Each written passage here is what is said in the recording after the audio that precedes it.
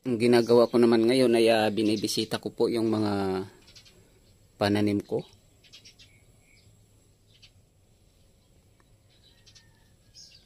So ito po yung lakatan.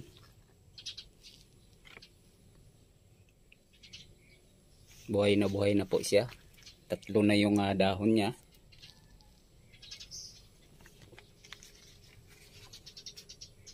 So hindi na po hindi na ito mamamatay. Ayan po yung mga sili. Lakihan na sila.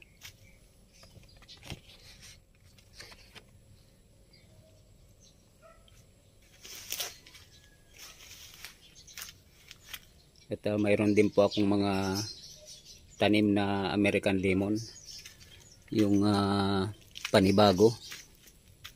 Kaya nga lang mga sanga na lang po yan. Bali markot po siya. Ayan o. Ayan. So ito naman yung mga namumulaklak na American lemon. Padami na po ng padami.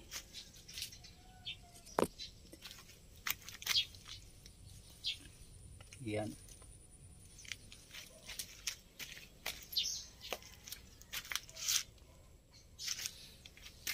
So ito po yung namumunga na to ay markot po to. Ayan.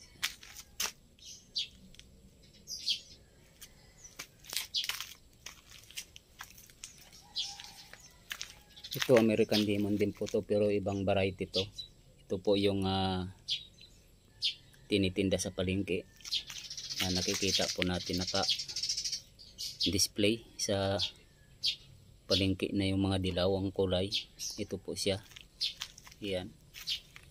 At tinanggal ko na po yung mga nakatanim dito na malalaking sili at saka talong dahil naharangan po ng liwanag tong American lemon na ibang variety.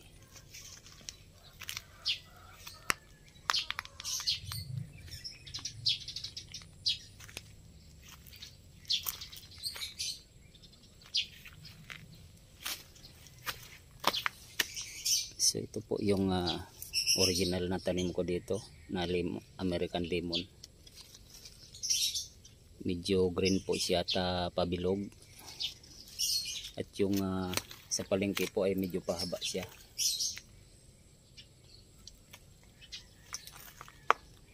So ayan po sila oh.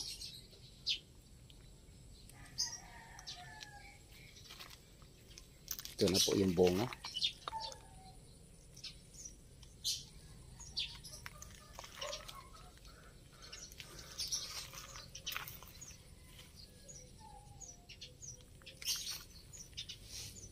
Ayan.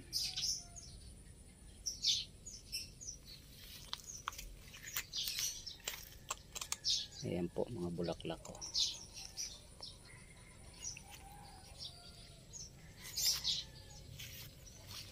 So ayan po yung mga panibagong ano ko. Markot. Direct ko na pong tinatanim. Pag pinutol ko po yung sanga ay dinadirect ko na sila kasi nasubukan ko rin naman na direktang tanim ay tumutubo sila basta't alagaan lang po ng tubig dilig.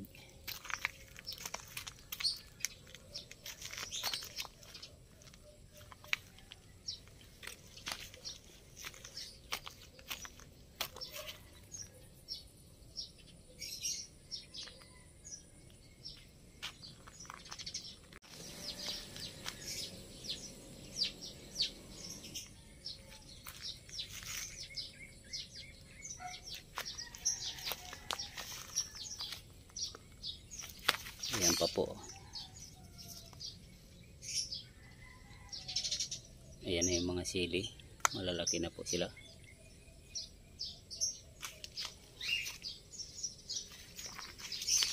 Mayroon din po ako dito. Markot na American lemon. Yan po sila oh.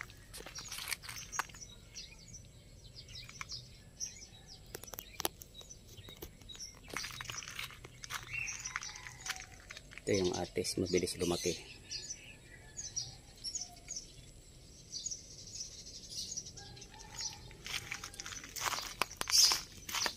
Ayan po.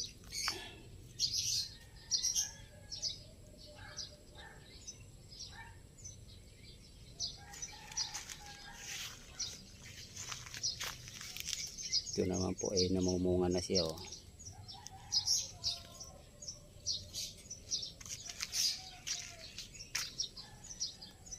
Ito yung orange.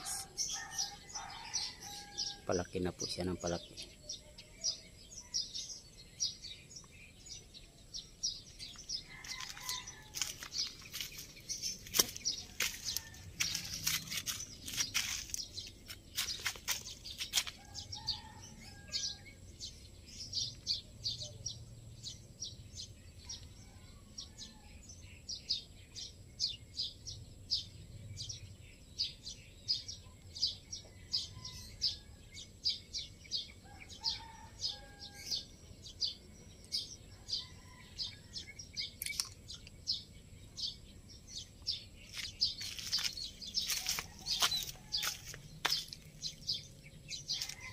Ito po ay kalilipat lang pero parang hindi siya nalalanta.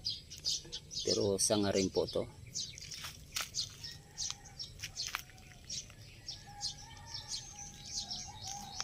Ito naman yung mga reserva ko na imported na bayabas.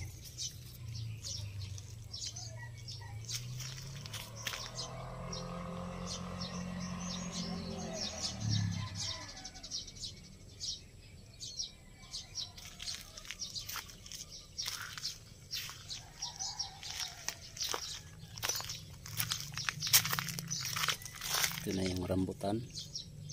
Palaki na rin siya. Mayroon na ng mga tumutubo na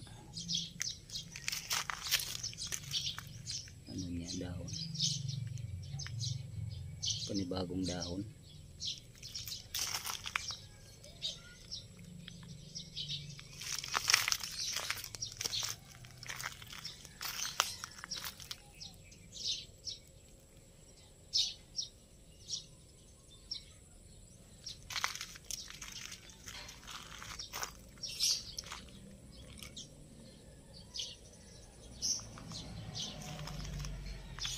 Yan, parang nakakaginawa yung American lemon dito na nakatanim dito kasi wala na po yung malalaking sili. Mayroon na rin kasi akong maraming panibagong sili kaya tinanggal ko na yung pinagkukunan ko ng binhi dito. Pati po yung talong dito na nakatanim dyan, tsaka dyan ay tinanggal ko na para makabuylo na po itong lemon na to. Yung dalawa na to.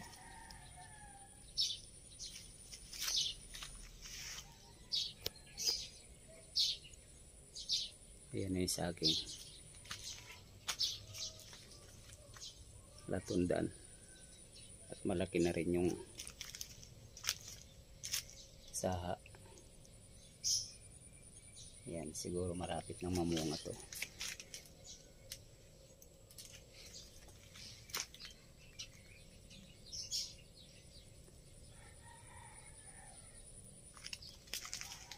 Ito naman mabilis pong lumaki yung iba.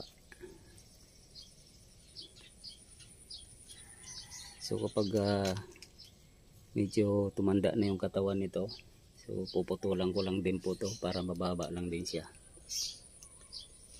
Basta yung importante yung katawan niya ay lumaki ng lumaki. Kasi nandyan lang po yung bunga sa katawan pag minsan.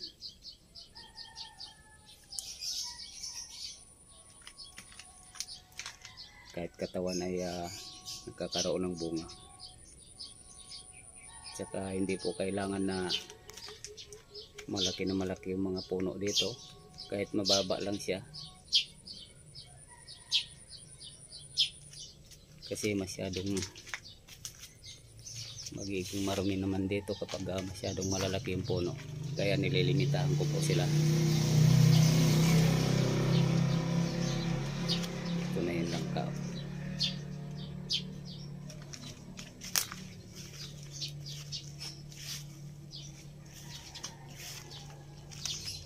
So gagawa na naman ako ulit ng panibagong binhi nito. American lemon na tinitinda sa palengke kasi 5 puno lang po ito, kukunti lang.